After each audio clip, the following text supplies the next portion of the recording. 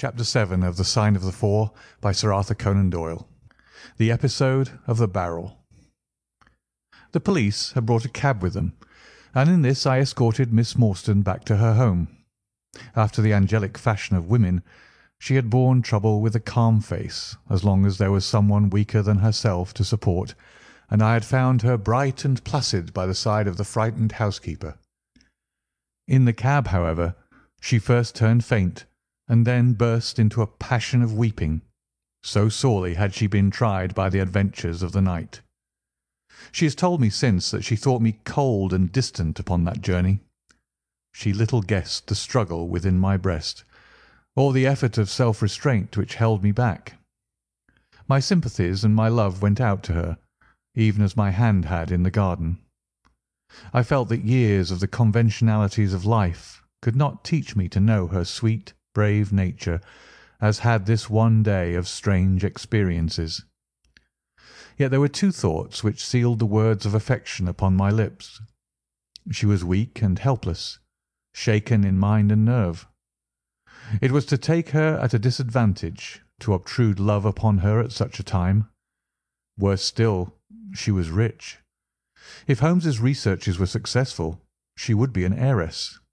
Was it fair, was it honourable, that a half-pay surgeon should take such advantage of an intimacy which chance had brought about?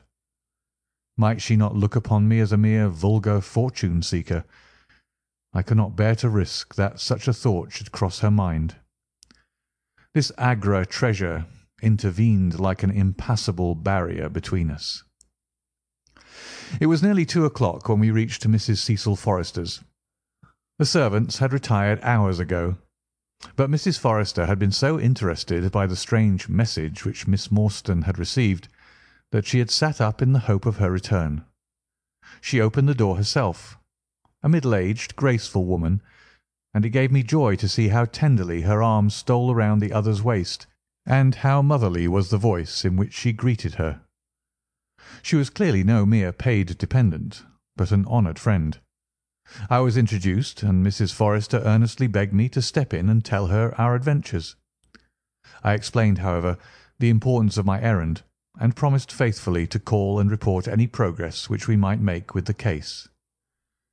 As we drove away, I stole a glance back, and I still seemed to see that little group on the step, the two graceful, clinging figures, the half-open door, the hall light shining through stained glass, the barometer, and the bright stair-rods. It was soothing to catch even that passing glimpse of a tranquil English home in the midst of the wild, dark business which had absorbed us. The more I thought of what had happened, the wilder and darker it grew. I reviewed the whole extraordinary sequence of events as I rattled on through the silent gaslit streets. There was the original problem. That at least was pretty clear now. The death of Captain Morstan, the sending of the pearls, the advertisement, the letter. We had only light upon all those events. They had only led us, however, to a deeper and far more tragic mystery. The Indian treasure, the curious plan found among Morstan's baggage, the strange scene at Major Sholto's death, the rediscovery of the treasure immediately followed by the murder of the discoverer, the very singular accompaniments to the crime, the footsteps, the remarkable weapons, the words upon the card corresponding with those upon Captain Morstan's chart. Here was indeed a labyrinth in which a man less singularly endowed than my fellow lodger might well despair of ever finding the clue. Pinchin Lane was a row of shabby two-storied brick houses in the lower quarter of Lambeth. I had to knock for some time at number 3 before I could make my impression. At last, however, there was the glint of a candle behind the blind, and a face looked out at the upper window. "Go on, you drunken vagabond," said the face. "If you kick up any more row, I'll open the kennels and let our 43 dogs upon you." "If you'll let one out, it's just what I have come for," said I. "Go on," yelled a voice. "So help me gracious, I have a wiper in the bag, and I'll drop it on your head if you don't hook it." "But I want a dog," I cried. "I won't be argued with," shouted Mr. Sherman. "Now stand clear, for when I say 3, down goes the wiper." "Mr. Sherlock Holmes," I began, but the words had a most magical effect, for the window instantly slammed down, and within a minute the door was unbarred and open. Mr. Sherman was a lanky, lean old man, with stooping shoulders, a stringy neck, and blue-tinted glasses. "A friend of Mr. Sherlock is always welcome," said he. "Step in, sir. Keep clear of the badger, for he bites. Ah, naughty, naughty. Would you take a nip at the gentleman?" This to a stoat, which thrust its wicked head and red eyes between the bars of its cage. "Don't mind that, sir. It's only a slow worm. It ain't got no fangs, so I gives it the run of the room, for it keeps the beetles down. You mustn't mind being just a little short with you at first, for I'm guided by the children, and there's many a one just comes down this lane to knock me up. What was it that Mr. Sherlock Holmes wanted, sir?" "He wanted a dog of yours." "Ah, that will be Toby." Yes, Toby was the name. "Toby lives at number 7 on the left there." He moved slowly forward with his candle among the queer animal family which he had gathered around him. In the uncertain, shadowy light I could see dimly that there were glancing, glimmering eyes peeping down at us from every cranny and corner. Even the rafters above our heads were lined by solemn fowls, who lazily shifted their weight from one leg to the other as our voices disturbed their slumbers. Toby proved to be an ugly, long-haired, lop-eared creature, half spaniel and half lurcher, brown and white in colour, with a very clumsy, waddling gait. It accepted, after some hesitation, a lump of sugar which the old naturalist handed to me, and having thus sealed an alliance, it followed me to the cab and made no difficulties about accompanying me. It had just struck 3 on the palace clock when I found myself back once more at Pondicherry Lodge. The ex-prize-fighter, Macmurdo, had, I found, been arrested as an accessory, and both he and Mr. Sholto had been marched off to the station. 2 constables guarded the narrow gate, but they allowed me to pass with the dog on my mentioning the detective's name. Holmes was standing on the doorstep, with his hands in his pockets, smoking his pipe. "Ah, you have him there," said he. "Good dog, then.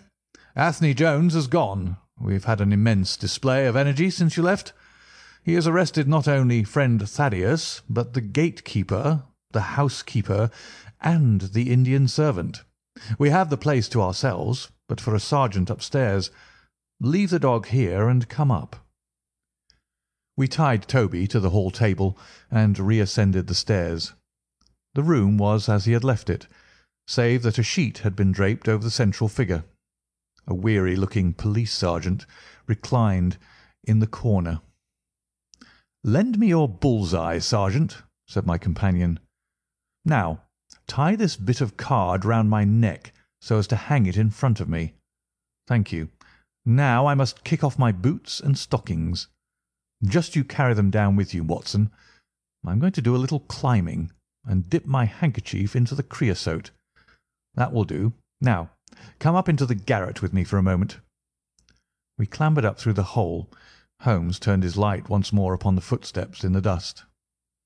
"I wish you particularly to notice these footmarks," he said.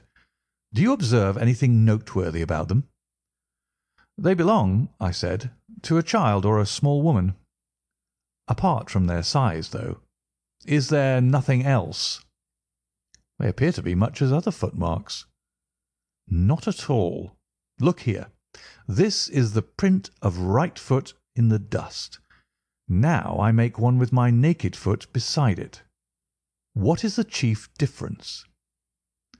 "Your toes are all cramped together. The other print has each toe distinctly divided." "Quite so. That is the point. Bear that in mind. Now, would you kindly step over to that flap window and smell the edge of the woodwork? I shall stay here, as I have this handkerchief in my hand." I did as he directed, and was instantly conscious of a strong tarry smell. That is where he put his foot in getting out. If you can trace him, I should think that Toby will have no difficulty. Now run downstairs, loose the dog, and look out for Blondin. By the time that I got out into the grounds, Sherlock Holmes was on the roof, and I could see him like an enormous glowworm crawling very slowly along the ridge. I lost sight of him behind a stack of chimneys, but he presently reappeared and then vanished once more upon the opposite side. When I made my way round there, I found him seated at one of the corner eaves. "That's you, Watson," he cried. "Yes. This is the place. What is that black thing down there?" "A water barrel." "Top on it?" "Yes." "No sign of a ladder?" "No." "Confound the fellow! It's a most breakneck place. I ought to be able to come down where he could climb up. The water pipe feels pretty firm. Here goes, anyhow." There was a scuffling of feet, and the lantern began to come steadily down the side of the wall. Then with a light spring he came on to the barrel, and from there to the earth. "It was easy to follow him," he said, drawing on his stockings and boots. "Tiles were loosened the whole way along, and in his hurry he had dropped this. It confirms my diagnosis, as you doctors express it."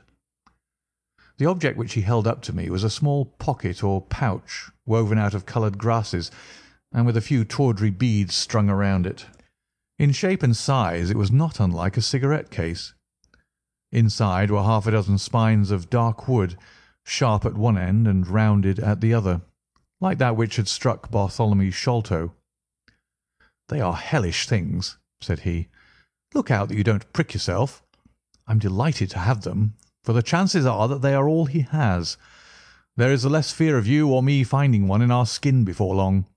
I would sooner face a Martini bullet myself. Are you game for a 6-mile trudge, Watson?" "Certainly," I answered. "Your leg will stand it?" "Oh, yes." "Here you are, doggy. Good old Toby. Smell it, Toby, smell it." He pushed the creosote handkerchief under the dog's nose, while the creature stood with its fluffy legs separated, and with a most comical cock to its head, like a connoisseur sniffing the bouquet of a famous vintage. Holmes then threw the handkerchief to a distance, fastened a stout cord to the mongrel's collar, and led him to the foot of the water barrel. The creature instantly broke into a succession of high, tremulous yelps, and, with his nose on the ground and his tail in the air, pattered off upon the trail at a pace which strained his leash and kept us at the top of our speed. The east had been gradually whitening, and we could now see some distance in the cold grey light. The square massive house, with its black empty windows and high bare walls, towered up sad and forlorn behind us. Our course led right across the grounds, in and out among the trenches and pits with which they were scarred and intersected. The whole place, with its scattered dirt heaps and ill-grown shrubs, had a blighted, ill-omened look which harmonized with the black tragedy which hung over it.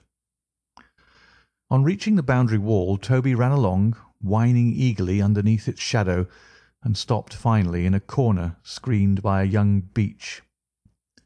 Where the two walls joined, several bricks had been loosened, and the crevices left were worn down and rounded upon the lower side, as though they had frequently been used as a ladder.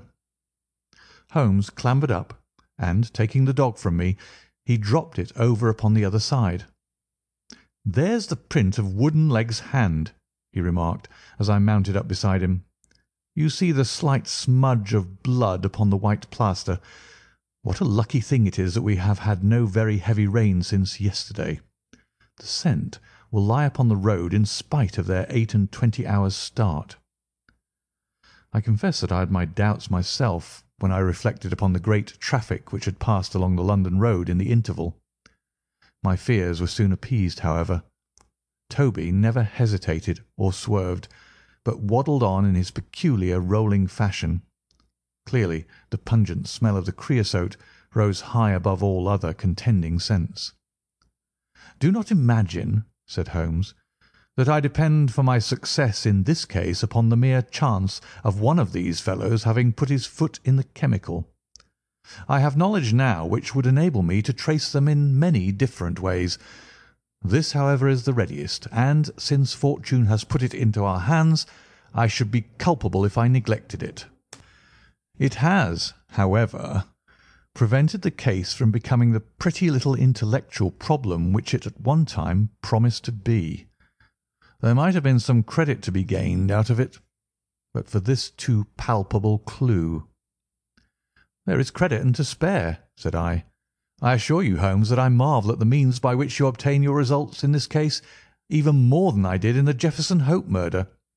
The thing seems to me to be deeper and more inexplicable. How, for example, could you describe with such confidence the wooden-legged man?"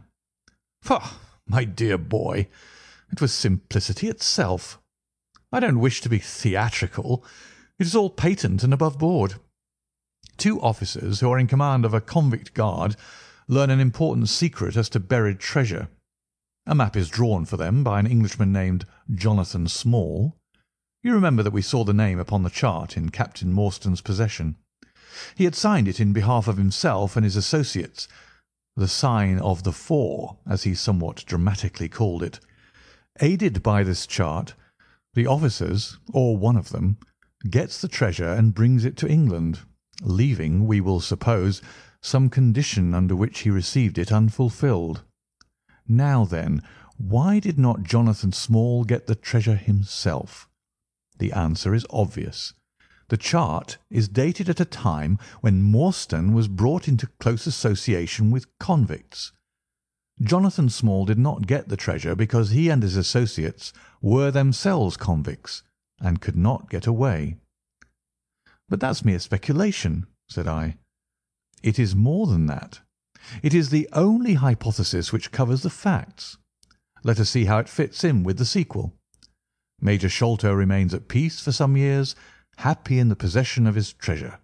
Then he receives a letter from India which gives him a great fright. What was that? A letter to say that the men whom he had wronged had been set free, or had escaped. That is much more likely, for he would have known what their term of imprisonment was. It would not have been a surprise to him. What does he do then? He guards himself against a wooden-legged man, a white man, mark you, for he mistakes a white tradesman for him and actually fires a pistol at him. Now only one white man's name is on the chart. The others are Hindus or Mohammedans. There is no other white man. Therefore we may say with confidence that the wooden-legged man is identical with Jonathan Small. Does the reasoning strike you as being faulty?" "No, it's clear and concise." "Well now, let us put ourselves in the place of Jonathan Small. Let us look at it from his point of view. He comes to England with the double idea of regaining what he would consider to be his rights, and of having his revenge upon the man who had wronged him. He found out where Sholto lived, and very possibly he established communications with someone inside the house. There is this butler, Lal Rao, whom we have not seen. Mrs. Bernstone gives him far from a good character.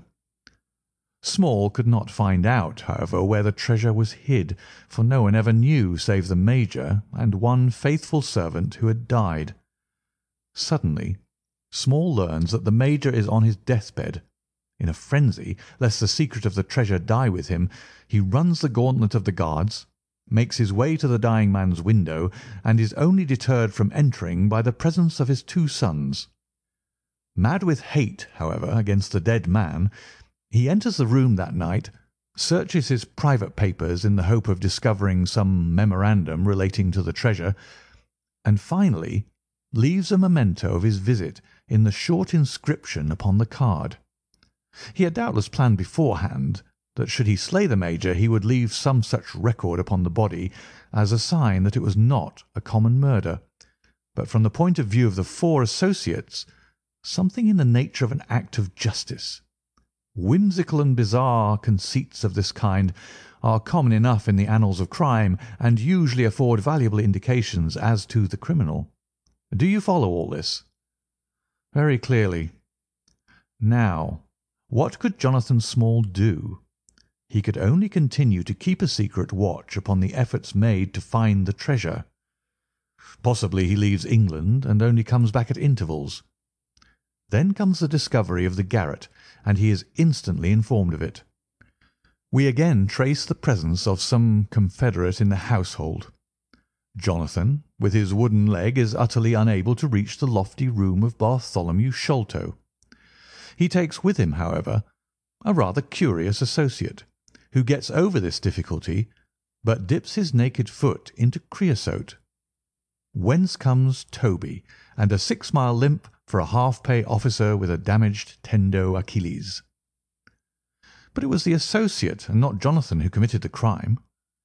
Quite so, and rather to Jonathan's disgust, to judge by the way he stamped about when he got into the room. He bore no grudge against Bartholomew Sholto, and would have preferred if he could have been simply bound and gagged. He did not wish to put his head in a halter. There was no help for it, however. The savage instincts of his companion had broken out, and the poison had done its work. So Jonathan Small left his record, lowered the treasure box to the ground, and followed it himself. That was the train of events as far as I can decipher them. Of course, as to his personal appearance, he must be middle-aged, and must be sunburned after serving his time in such an oven as the Andamans. His height is readily calculated from the length of his stride, and we know that he was bearded. His hairiness was the one point which impressed itself upon Thaddeus Sholto when he saw him at the window. I don't know that there is anything else. The associate? Ah, well, there is no great mystery in that, but you will know all about it soon enough. How sweet the morning air is! See how that one little cloud floats like a pink feather from some gigantic flamingo. Now the red rim of the sun pushes itself over the London cloud-bank. It shines on a good many folk, but on none, I dare bet, who are on a stranger errand than you and I. How small we feel with our petty ambitions and strivings in the presence of the great elemental forces of nature. Are you well up in your Jean Paul? Fairly so. I worked back to him through Carlyle. That was like following the brook to the parent lake. He makes one curious but profound remark. It is that the chief proof of man's real greatness lies in his perception of his own smallness. It argues, you see, a power of comparison and of appreciation, which is in itself a proof of nobility. There is much food for thought in Richter. You have not a pistol, have you? I have my stick. It is just possible that we may need something of the sort if we get to their lair. Jonathan I shall leave to you, but if the other turns nasty I shall shoot him dead. He took out his revolver as he spoke, and having loaded 2 of the chambers, he put it back into the right-hand pocket of his jacket. We had during this time been following the guidance of Toby down the half-rural villa-lined roads which lead to the metropolis. Now, however, we were beginning to come among continuous streets, where labourers and dockmen were already astir, and slatternly women were taking down shutters and brushing doorsteps. At the square-topped corner public houses business was just beginning, and rough-looking men were emerging, rubbing their sleeves across their beards after their morning wet. Strange dogs sauntered up and stared wonderingly at us as we passed, but our inimitable Toby looked neither to the right nor to the left, but trotted onwards with his nose to the ground and an occasional eager whine which spoke of a hot scent. We had traversed Streatham, Brixton, Camberwell, and now found ourselves in Kennington Lane, having borne away through the side streets to the east of the Oval. The men whom we pursued seemed to have taken a curiously zigzag road, with the idea probably of escaping observation. They had never kept to the main road if a parallel side street would serve their turn. At the foot of Kennington Lane they had edged away to the left through Bond Street and Miles Street. Where the latter street turns into Knight's Place, Toby ceased to advance, but began to run backwards and forwards, with one ear cocked and the other drooping, the very picture of canine indecision. Then he waddled round in circles, looking up to us from time to time as if asking for sympathy in his embarrassment. "What the deuce is the matter with the dog?" growled Holmes. "They surely would not take a cab or go off in a balloon." "Perhaps they stood here for some time," I suggested. "Ah, it's all right. He's off again," said my companion in a tone of relief. He was indeed off, for after sniffing around again he suddenly made up his mind and darted away with an energy and determination such as he had not yet shown. The scent appeared to be much hotter than before, for he had not even to put his nose on the ground, but tugged at his leash and tried to break into a run. I could see by the gleam in Holmes's eyes that he thought we were nearing the end of our journey. Our course now ran down 9 Elms until we came to Broderick and Nelson's large timber yard, just past the White Eagle Tavern. Here the dog, frantic with excitement, turned down through the side gate into the enclosure where the sawyers were already at work. On the dog race through sawdust and shavings, down an alley, round a passage, between 2 wood piles, and finally, with a triumphant yelp, sprang upon a large barrel which still stood upon the hand trolley on which it had been brought. With lolling tongue and blinking eyes, Toby stood upon the cask, looking from one to the other of us for some sign of appreciation. The staves of the barrel and the wheels of the trolley were smeared with a dark liquid, and the whole air was heavy with the smell of creosote. Sherlock Holmes and I looked blankly at each other, and then burst simultaneously into an uncontrollable fit of laughter. End of chapter 7.